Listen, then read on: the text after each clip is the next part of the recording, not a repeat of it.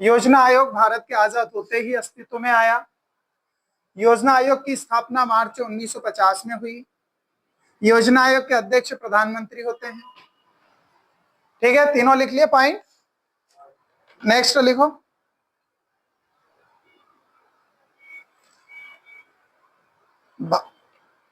भारत अपने भारत अपने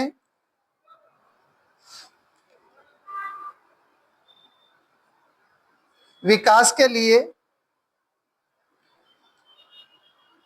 रणनीति तैयार करता है।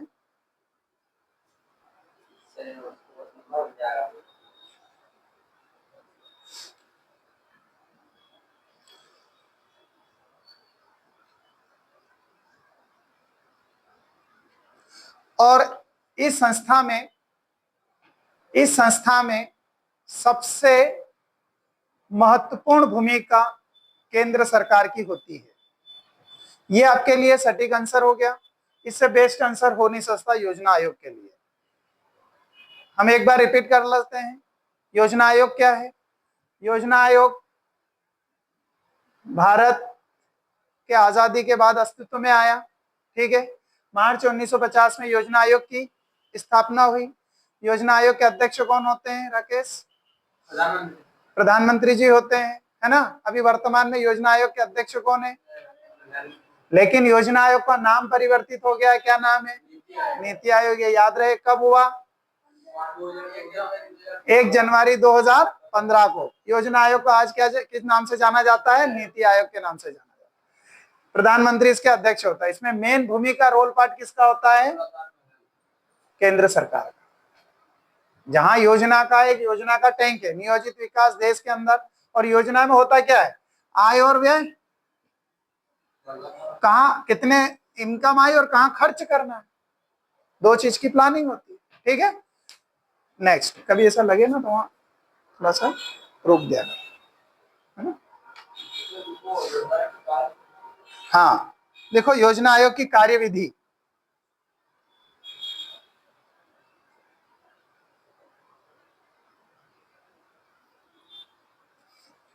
योजना आयोग की कार्यविधि।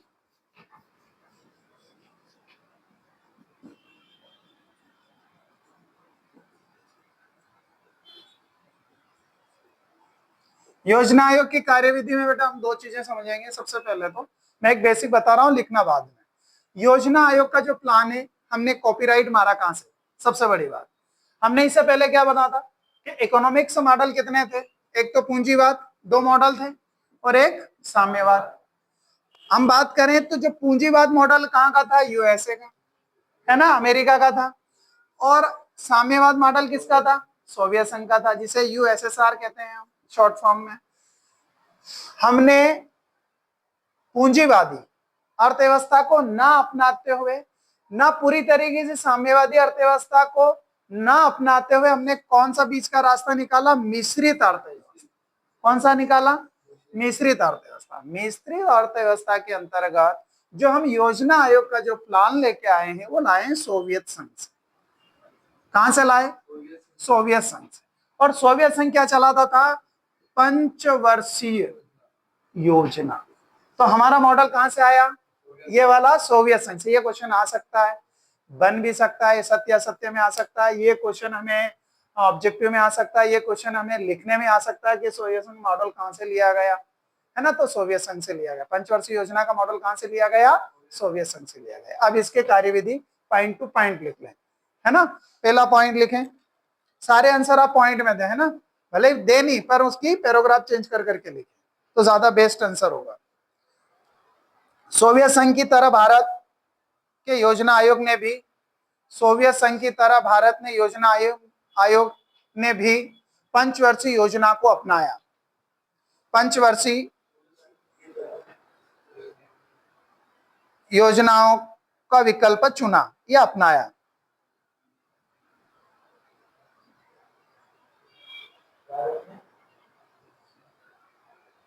सोवियत संघ की तरह भारत ने योजना आयोग ने भी पंचवर्षीय योजना का विकल्प चुना। सोवियत संघ की तरह भारत के योजना आयोग ने भी पंचवर्षीय योजना के मॉडल का विकल्प चुना। यहां तक पक्का? ठीक है, आगे बढ़ू? ठीक है, लिख लो। भारत सरकार एक दस्तावेज तैयार करेगी। भारत सरकार एक दस्तावेज तैयार करेगी। भारत सरकार एक दस्तावेज तैयार करेगी जिसमें 5 वर्षीय, आप या तो 5 वर्षीय लिख सकते हैं, अगले 5 सालों के लिए, ऐसा भी लिख सकते हैं। अगले 5 सालों के लिए आमदनी और खर्च की योजना होगी। अगले 5 वर्ष के लिए आमदनी व खर्च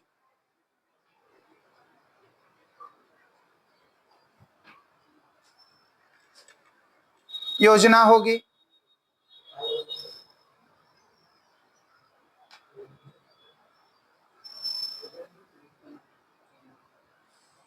नेक्स्ट, इस योजना के अनुसार केंद्र सरकार, इस योजना के अनुसार केंद्र सरकार और राज्य सरकार, इस योजना के अनुसार केंद्र सरकार और सभी राज्य सरकारों के बजट का 2 हिस्सों में बांटा गया। केंद्र सरकार और राज्य सरकार मतलब सभी राज्य लिखना है ना, मैं राज्यों को के बजट को 2 भागों में बांटा गया। कितने भागों में बांटा गया? 2 भागों में बांटा गया। इसमें सारे स्टेट को कनेक्ट किया गया है ना।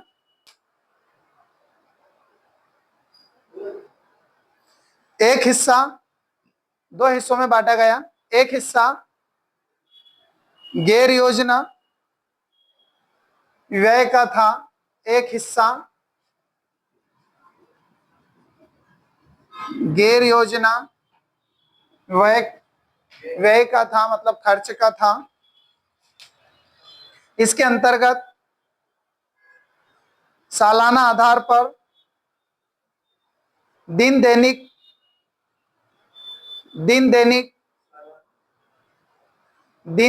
सालाना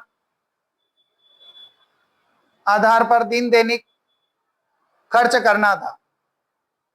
और दूसरा हिस्सा योजना व्यय था, और दूसरा हिस्सा योजना व्यय था। आपको इतनी बात याद रख लेना, ये 2 शब्द याद रख लेना, यही आपके मास्टर की है। केंद्र सरकार सभी राज्यों के बजट को 2 भागों में बांटा गया था, एक गैर योजना के भागों में, योजना के भागों में। गैर योजना ये लिख रखा बेटा मैंने, यहाँ ध्यान दे दो। गैर योजना और एक योजना। जो गैर योजना होगा ये भी व्यय होगा और योजना का भी व्यय होगा। गैर योजना और एक योजना, ये भी खर्च ही है, योजना भी खर्च ही है। इसका, हाँ, इसका गैर में है दिन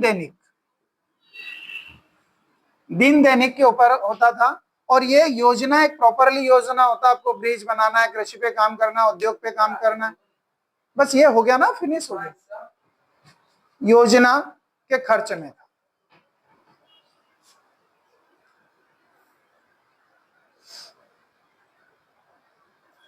ये योजना आयोग की कार्यविधि थी। क्या थी ये? कार्यविधि। अगर आपसे पूछा जाए नीति आयोग, लिखो नीति आयोग। अब योजना आयोग का नाम परिवर्तित हो गया, क्या बोला जाता है इसको? नीति आयोग। इसको भी लिखित में कर लीजिएगा, थोड़ा सा आपको स्मरण रहे। नीति आयोग, ये सब हमें ना क्वेश्चन आंसर राइटिंग नहीं कर रहे हैं, हम समझने के लिए कि बुक को कैसे पढ़ा जाता है और बुक में से कैसे कीवर्ड निकाले जाते हैं। ठीक है, चलो लिखो नीति आयोग। 1 जनवरी 2015 से 1 जनवरी 2015 से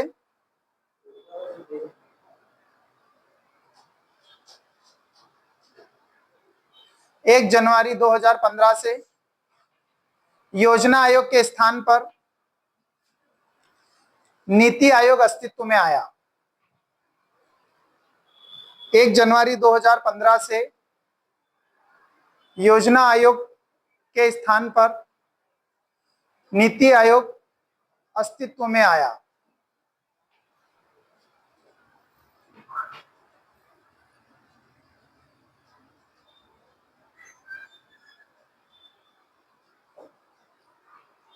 नीति आयोग के अध्यक्ष भी प्रधानमंत्री श्री नरेंद्र मोदी जी हैं और वर्तमान उपाध्यक्ष राजीव कुमार हैं।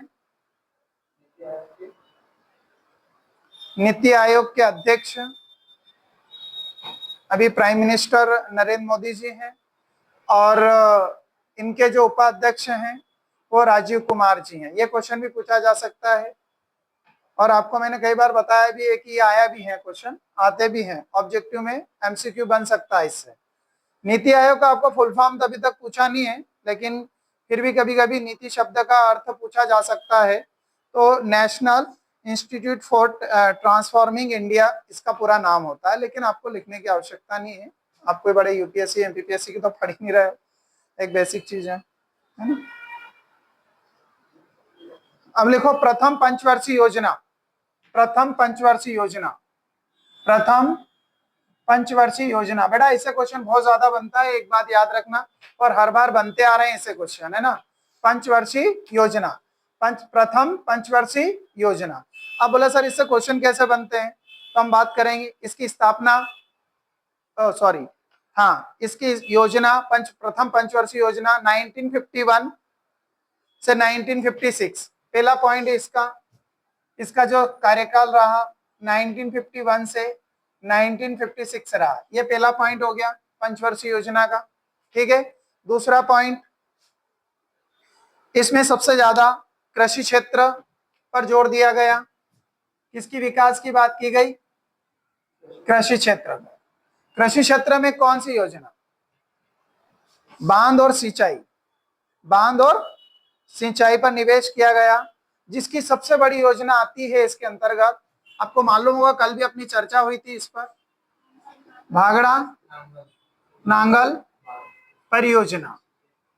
ये आपको मालूम हो कि जो भागड़ है ये पंजाब में है और नांगल है ये हिमाचल प्रदेश में है, और इसी परियोजना की जो देन है वो सबसे बड़ी, इंडिया की नहीं पूरे विश्व की सबसे लंबी नहर है इंदिरा नहर। कौन सी नहर है, इंदिरा नहर। और ये जो योजना जो बनी है ये बनी है सतलज नदी पर। कौन सी नदी पर बनी है, सतलज नदी पर। ये राजस्थान के जैसलमेर तक ये नहर आ रही है, राजस्थान के